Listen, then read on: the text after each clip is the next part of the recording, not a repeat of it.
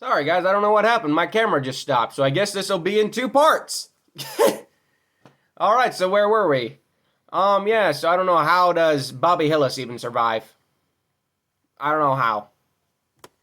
And the best part is, it's the same thing for the Kern County blank, too, where we actually have a good field of 16 cars.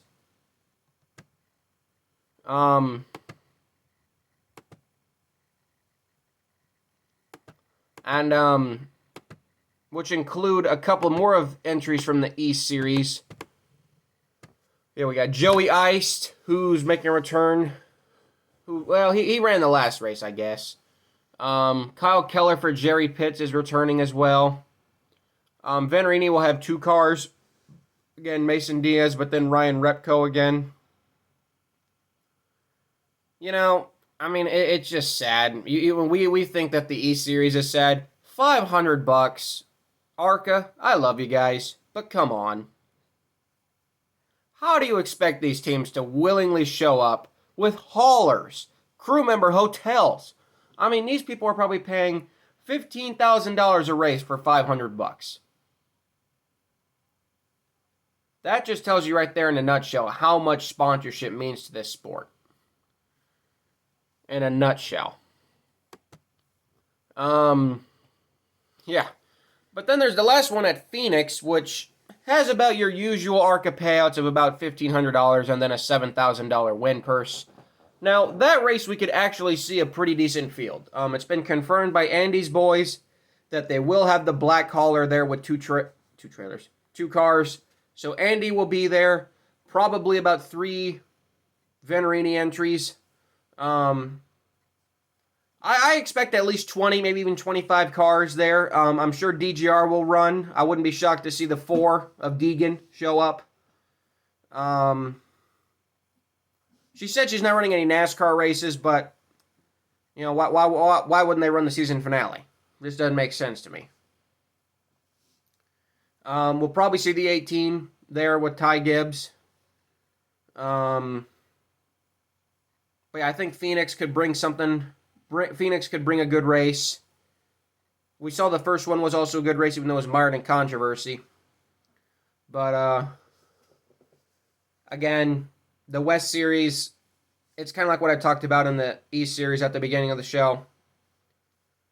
We have to merge. And I know that sounds easier than it is.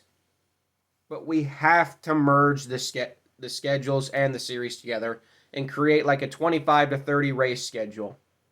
And a series that travels around the U.S. They already travel the East Coast. Is it that hard to travel the West Coast? Make it like 27 races and travel the U.S. That's plenty of time to space out each race. Now, I know that sounds a lot harder than it actually sounds, but I personally don't think it is. And I think for the sake of the series and for the sake of car counts and sponsors and interest, I think you just have no choice. I mean, for the love of God, an iRacing league from Coca-Cola pays $250,000. Fake racing, iRacing, pays more than real ARCA racing. In a nutshell, that's what it tells you right there.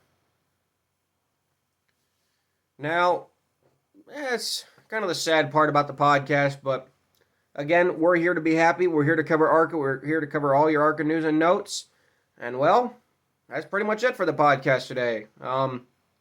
Like I said, I hope you guys enjoyed this new version of the Start and Park podcast, now called the ARCA Racing Podcast, where it's not really a podcast, it's just me looking into a camera and yelling at you guys for about 40 minutes. But that's what every podcast pretty much is. Obviously, with this podcast, I might try to get some guests on the show. I do have some connections at the racetrack, and not really sure how that'll all work, but maybe I can get them like on a phone call. I can show you guys them right here on the screen, and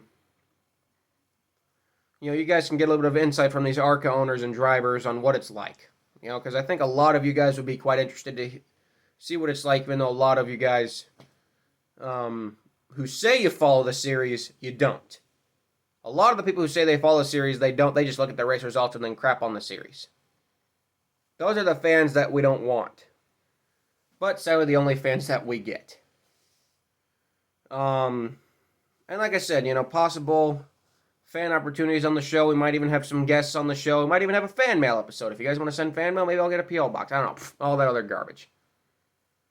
Anyway, this second part is only going to be about 5-6 minutes long because my camera for some reason shut down on the first part. So, going to be kind of half and half.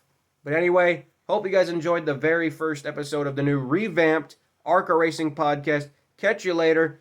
And remember, track pass this weekend to watch your favorite ARCA West drivers on the track. Thank you. Goodbye. Good night.